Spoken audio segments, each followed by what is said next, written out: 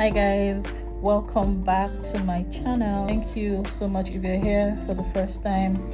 Welcome. Thanks for tuning in. Please kindly like, subscribe and share.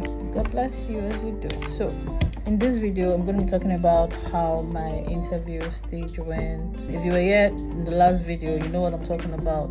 So while preparing for my interview, I already had my documents, I had everything. Like I said in the last video, you have to just make copies of everything you're getting. If you probably had to get something like on all your forms, registering for your DS160, once you get your confirmation, you print it out, make copies immediately. I made copies. I actually made the colored and even the white and black, just so I won't be found wanting in anything. And I had all those things and done before my interview. Yes, so if you're meant to be interviewing a particular month, at the beginning of that month you get a mail from the embassy. They'll send a list of the things you should bring and how it should be arranged. So attached to that mail will be something called a contact sheet. So that's where you put in the name of your fiance, who you're supposed to go meet there and all. I had all that ready. In fact, I even made photocopy of the contact sheet itself. Just because I mean they didn't ask for the copies of it, but I just said it's just better to have more than getting there and then they tell you have to come back, because that was not my plan. That's what the day of my interview. Okay. I got there as early as 5. I was there, waited. I mean, I was actually thinking, when you get there, I was thinking I would not see so many people. I mean, maybe they're not so much, but by the time I got there, people that were there were over 20 already. It was funny. It was actually really funny. We were all there waiting. Let me even mention this. When you are going to the embassy, you see all these boys talking about you need your gate pass, you need this, you need that. As soon as we were driving in and somebody said, oh, okay, so come and park here and get your gate pass, I just looked at him and said, there's nothing like gate pass. People should stop deceiving people. Please, there's nothing like gate pass. So once you have all your documents, you're good. What they always call gate pass actually happens to be DS160, because that's what CGI workers would see and give you a number. But once you have that, don't even listen to them. Once you have everything, as long as you are sure that you have everything, then you're good to go. But if you don't have everything, then you can go to them and they will print out for you, but they're going to charge you like ridiculous prices. I got there and waited. My appointment was for 6:30, so we waited till 6:30. As soon as it was 6:30, we moved to where we're supposed to queue and all. So everybody was just fighting for space and all, and I was like, kind of thing. So eventually someone came and announced that if you are immigrants, come to this side, non-immigrants queue here. And I went for immigrants. Now remember that K1 from that USCIS stage, it's actually called a non-immigrant, but as soon as you get to this stage, it's now an immigrant visa. So please don't make that mistake, because I went to the immigrant visa, but some people didn't know that, so they were going for non-immigrant, and by the time they checked their form, they realized that they were still immigrants. And immigrants usually, I think, they are not always as much as non-immigrants, so they want to attend to us as fast as possible. As long as the appointment is 6:30, I got on the queue and the CGI guy came, gave us numbers, then we went in. We were checked again by someone and then got to another place. The man there just checked my DS160 and they told me to go to another man, who then scanned my documents, scanned me arms out and all the ritual, and then told me to go forward to go join people on the queue. So that last queue that you're joining is the queue at the door where you leave and enter the embassy. At that point, people already checking their ties, dusting their clothes. Everybody was prepared, game faces on. Me, I'm a child of God. I just pray for favor. Very important to pray for favor, guys. When you are going for this interview, pray for favor, because I remember when I got there. I'm sorry to digress. I remember when I got there, I was seeing people with album. I was like, even for immigrants. I mean, I cannot really say much about the non-immigrants because I don't know what they're going to be asked or something, and everyone's case is different. You understand, but immigrants. I was seeing fire, like, come on, what's going on? But I mean, if you know that you what you have is what was requested and you don't need any other thing, I'll tell you what I packed. Aside from all the things that we were told to bring, I also took my USCIS approval mail. I made copies of that. I took my fiance's passport biodata page and copies of that. And yeah, you'll be asked to take tax transcript and all, but we had like 2 versions of it. I can't really remember, tax returns and tax transcripts. They asked for the most recent one, but I took the one of 2021 and 2022. I actually had enough. So, and my file wasn't big, so I was wondering, okay, these people that are carrying these plenty things, like, what are they bringing? Like, okay, but I shall know I have enough. So eventually we were letting us go sets of 5. So as soon as we got to our own sets, the security man opened the door, got us to the roadside, because you are literally going to the embassy across the road, got us to the roadside, and then told us to cross and get into a particular door. So when we got into the other side, that's the embassy itself, queue, and then you get scanned like airport style. We're supposed to put all our documents in a box and take off your jewelries and everything. Went through the electronic scanner. Then after that, you pick up your documents. We got into the interview hall, and that was when everybody knew that yes, now we are here. I checked the time; it was about past 8.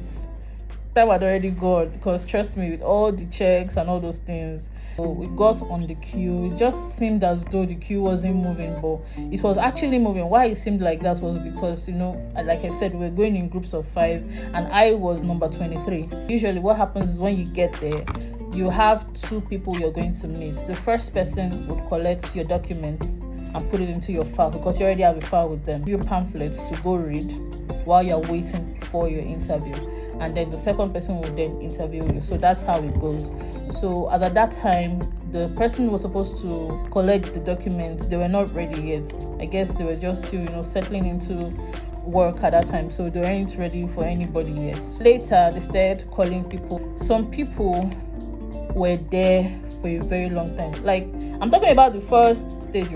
There was this particular guy that was there. He was wearing a jacket and all, well dressed, everything. He also carried an album.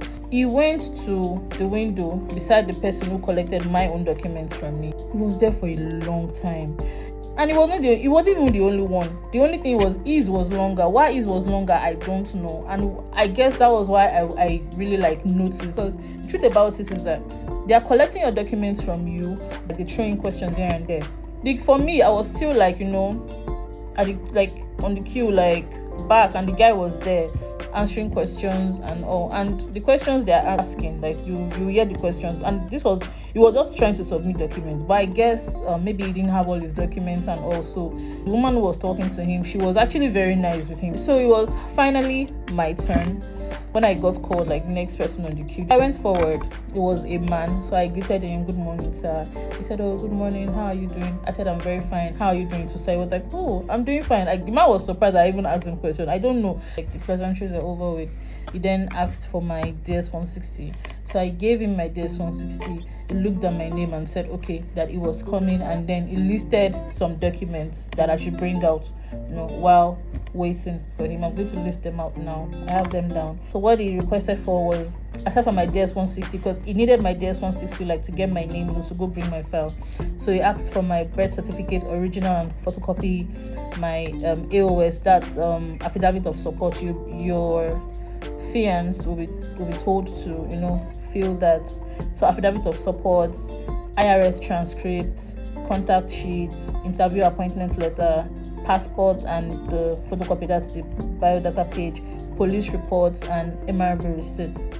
When it came, I checked everything, and he opened my file that they had with them, and to my surprise, when he opened the file, they had the picture evidences we sent when we were applying with USCIS. They had the pictures with them all the way. I was like, when I saw the picture, even I started smiling. He was not like, see you and your mom. I was like, are you married? I said, no, sir. He said, is your fiance married? No, sir. Have you ever been married? I said no. Has he ever been married? No. Separated? No. Divorced? No. He was like, So you people are cha-cha couple? I was like, yes. So, so it made me feel very, very comfortable. He saw all the documents. He put them in the file. He asked for my passport photos. Yes, he asked for my passport photos. He attached that to the file too. He asked for 2 passport photos. Me, I took 4. I know they asked for 2, but me, Obasabi, I took 4. Just him. Because, as Nigerians, like my friends always tell me that, I think Nigerians actually read the mentality, but it's not our fault, because sometimes they will tell you to bring something. You will go there and they will tell you, oh, it is not enough or something. So like I said, it's better for you to go over prepared, because you don't know who you will meet. I even went with my fiance's passport photos too. 2 by 2 size, remember. Anyways, so he asked for my passport photos. I gave them to him, and he affixed them to the file in different places. After that was done, when he ensured that I had all the documents, after that, he now said, okay, now it's time for you to give me your evidence of relationship. Carried all the evidences, because I had pictures again over the years from when myself and my fiance started dating up till the time of my interview. So, and the dates written behind the pictures, just for reference purposes and all. If it was the date you got engaged, write it there. If you traveled out with your fiance, write it there. So I wrote everything like that. So I gave it to him. He was not like, this is the one me I like. I was like, yeah. He said, yeah, this is the one me I like. And so he was checking it. He saw a picture where we were being goofy with each other, and he was like, oh, you guys look very good together. I said, thank you very much, sir. And so at that point, he put the evidences into the file and then gave me 2 pamphlets. One was about your rights as a K1 immigrant and what you should know about, domestic abuse in case you're a victim of domestic abuse, and the other was about female genital mutilation. So he told me to go read those pamphlets, and then I would be called with my number when it was time for my interview. All this I'm saying did not take up to 5 minutes. In fact, by the time I left the man, if not because I was holding my pamphlets, people who were sitting there, because they started looking at me like, they looked at my hand just to ensure that I was actually like holding the pamphlet, because mine went so fast. Unlike, some people stood there for a very long time. Like they were even the reason why we did not move on time, because like the queue wasn't really moving, but mine just went so fast. So that's how I would say, if you have all your documents, if you have everything arranged the way you were told to arrange it, then you wouldn't have a problem. So let me add this. I said I took even the things that weren't told to bring, like the approval mail and all. So what I did was, the ones that were told to bring and arranged in a particular order, I put those in front and I used an office pin, to separate them. Then the other ones I put them behind. So that's what I did. So that way you won't get confused and also delaying other people. So I moved really fast. And so I went to and I started reading. I was seated beside this young man. I was on his left, he was on the right. And I was reading. I tried to block him out because he was really muttering. He would put his head up, he would close his eye, he would put his hand on his head, just trying to memorize. So I had to just try to block the guy out. Interviews at this point had already started. There were 2 people who was interviewing. The black woman was soft-spoken. She wasn't even really loud. I mean, we're hearing her. She was just asking smoothly and all. And even when she wasn't even going to deny anyone, she wasn't, saying it like, oh, you're going to deny, like saying English. Everything was so smooth that you would think everyone that she was interviewing were just getting approved, which wasn't so. But it was, her own was just going very smooth. But the other woman, the white woman, oh wow, she was very strict. While I was on the queue, and the first person she actually interviewed, when she got on seat, she really grilled that guy, and they're shaking, they're fretting. So, and he was saying a lot of So she just kept attacking. At the point, she was like, I don't think you're telling me the truth. I don't think you know what you're saying. I was already pitting the guy. But the funny thing, she ended up granting the guy the visa, because it was obvious that the guy knew what he was saying. The way he was scared, he was very apprehensive, he was really, really scared, and everyone was fearing for him to an extent. And I mean, he happened to be the first person the woman was interviewing. So, but I mean, he was granted the visa. I was actually even surprised. By the time they called number 15, I looked at my time. I thought I was 9 o'clock. I was like, oh more. and me, I'm still number 23. Let me just sleep. let me just sleep here at this point, because I was like, I knew I was going to leave there before 12, but at that point I was like, I've been here since 5. Oh God. And just as I sat down to rest, I just heard applicant number 23, and I'm like, what? Okay. So I gathered my file with the pamphlet I was given, and I went to meet her, and it was a white woman. So okay, let me even say this before the woman called me. If she called anybody, people be like because everybody was like, if she calls you like this, what's going to happen? Because she was really, really strict on people. Anyway, she called me, and I went to meet her. I did the same thing. Good morning, ma. How are you doing? I'm fine. How are you doing, ma? No, thank you very much. I'm doing fine. And immediately told me to raise my hand. I did that, took the oath, and I have the questions written. I'm going to be looking here a lot now, so pardon me. All right, so the questions began. Are you married? I said, no, ma. She said, is your fiancé married? No, ma. Is he separated? No, ma. Has he ever been divorced? No, ma. Has he ever been married? No, ma'am. She was like, okay. She typed. So what does he do? And I told her, now again, please don't go beyond where you're supposed to go, in the sense that do not answer what you're not meant to answer. For instance, if your person or your fiance is a teacher and they say, what does he do? Don't say, oh, he teaches in clinical, he does, in the school, he does. Don't, because the more you do that, the more you are opening yourself up for more questions, and they might ask you a question that you're not able to answer straight, or you don't even know the truth to. So just don't do that. Want to just ask you a question, just answer. So when she said, what does it do? I just gave her a direct answer. I said, okay. Then she said, aside work, what does it spend on? Please know your fiance. It's very, very important to your fiance or your fiance. Please know the person you're dating. So when she said, aside work, what does it spend on? I told her, and she said, oh, any major purchases of recent? Have they made any major purchases? And I said, yeah. And I told her, and she said, okay, have you ever traveled out of the country? I said, yes. And what was the duration of the stay? And I told her, she said, have you ever had any issues with the authorities? I said, no, ma'am. And so at that point, she typed a bit. I was just waiting. The questions were coming very fast, so I was answering fast. So after she finished typing, and then she looked at me and she said, okay, so tell me your love story. So at that point, I was like, okay. So I then leaned forward and I started gisting. See, my interview was so sweet. It was really, really nice. I know everybody is different. Everyone is different. But I feel like when you're going for stuff like that, please just pray, calm down, and everything will be fine, really. And so when she said, tell me your love story, I told her how we met, and it got to a point in the story where I told her how I introduced myself, and because myself and my fiance went to secondary school, and when I told her how I actually started helping him to copy new notes as a new student in my class, she was like, oh wow, you were taking notes for him. I was like, yeah. She was like, oh, you go, girl. And that was the first time this woman would smile that day. And it was with me. Yeah, I felt so good. I felt so good when she smiled with me, because she was really, really like, even when I got there, when I was even saying good morning, ma, how you doing, she was just, oh fine, thank you. Like, she wasn't smiling, like she wasn't even having it. Okay, so when I was done with that, the next question was, how many times have we met since we started dating? And I told her, so I gave her the dates. I told her 4 times, and I gave her the dates.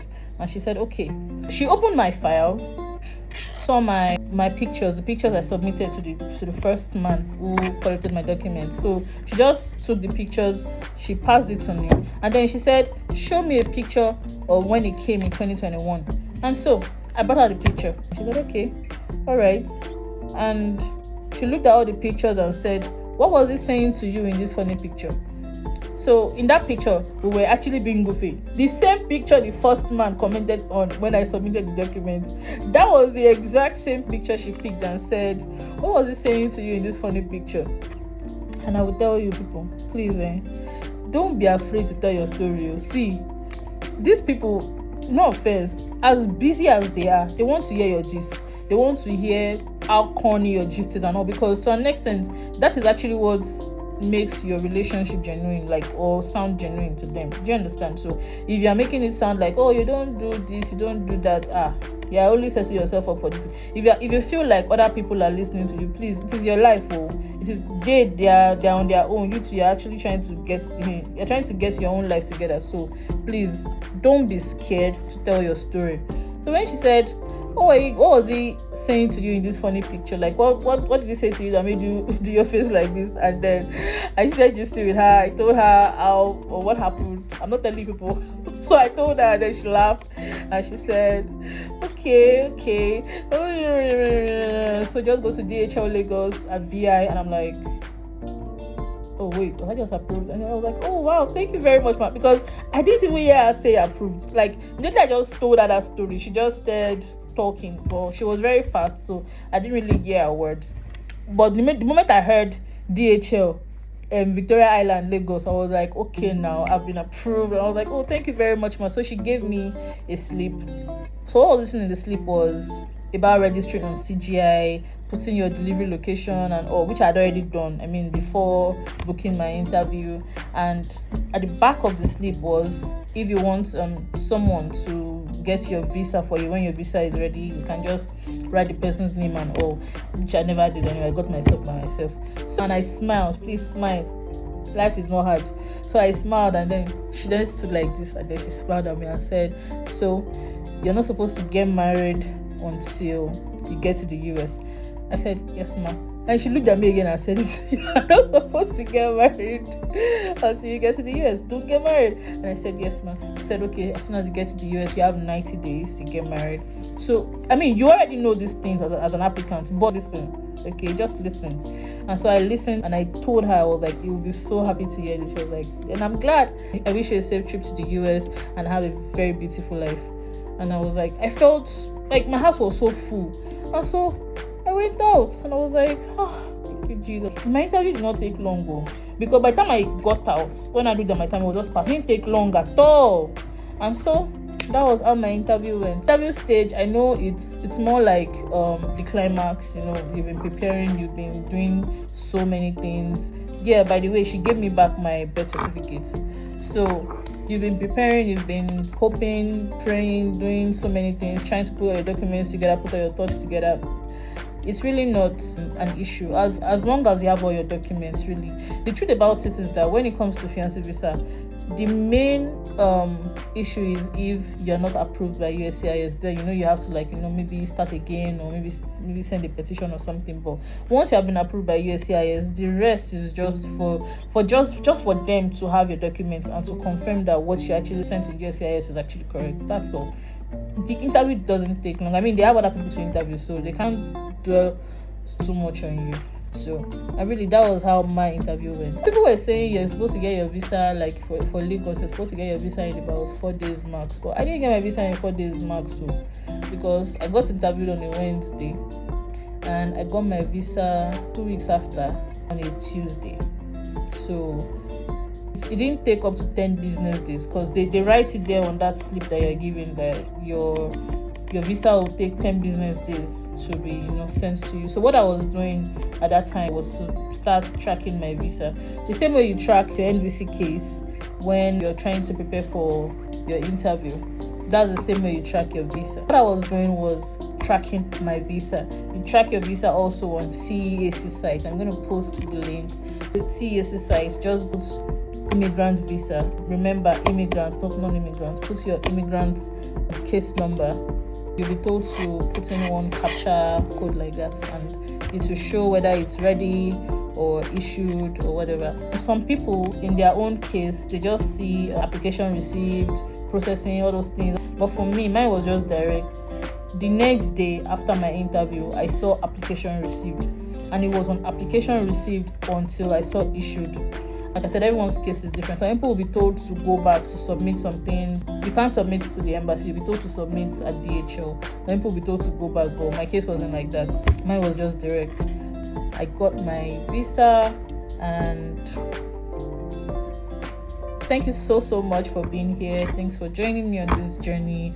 Thanks for your good wishes. I really appreciate everything. I really appreciate every single one of you. Thank you so much. God bless us. And please don't forget to subscribe. Please don't be a ghost viewer.